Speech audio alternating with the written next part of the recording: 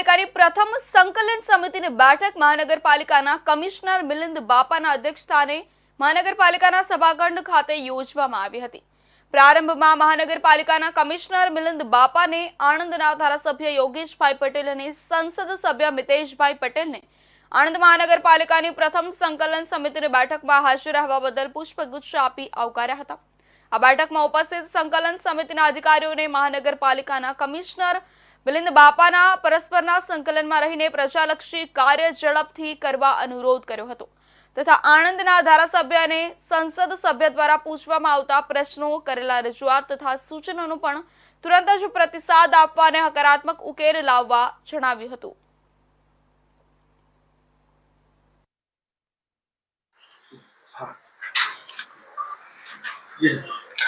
આણંદ મહાનગરપાલિકાની પ્રથમ આજે સંકલન સમિતિની બેઠક આણંદ મહાનગરપાલિકાના કમિશનર શ્રી મિલિંદજી બાપનાના અધ્યક્ષતામાં થઈ છે।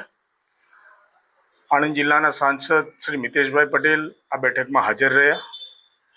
આણંદ મહાનગરપાલિકા આગામી સમયમાં ગુજરાતની 5મી વિકસિત મહાનગરપાલિકા બને તે દિશાના અમે સૂચનો કરેલ હતા। વિગતે તમને કહું તો ગુજરાતના માનનીય મુખ્યમંત્રી શ્રી ભૂપેન્દ્રભાઈ પટેલ સાહેબના માર્ગદર્શન અને નેતૃત્વ હેઠળ આણંદ શહેરને કેવી રીતના ડેવલપ કરવું એની થોડીક રૂપરેખા હતી। જે મુજબ અમે આણંદ મ્યુનિસિપલ કમિશનરશ્રીને મેં રજૂઆત કરી છે। જે મુજબ કહું તો એપીસી સર્કલ ઉપર એક સરદાર પટેલ રાજમાર્ગ ઉપર ગીતા સર્કલથી ઓવરબ્રિજ બનાવવો એક રજૂઆત જે એમાં પોઝિટિવ થઈ છે, જેનું કામકાજ ટૂંક સમયમાં શરૂ થશે। દાડી માર્ગ ઉપર અટલ ચોક પાસે એક 100 ફૂટના રોડથી 80 ફૂટના રોડ સુધીનો એક ઓવરબ્રિજ બનાવવામાં આવે તે પણ માગણી સ્વીકારવામાં આવી છે।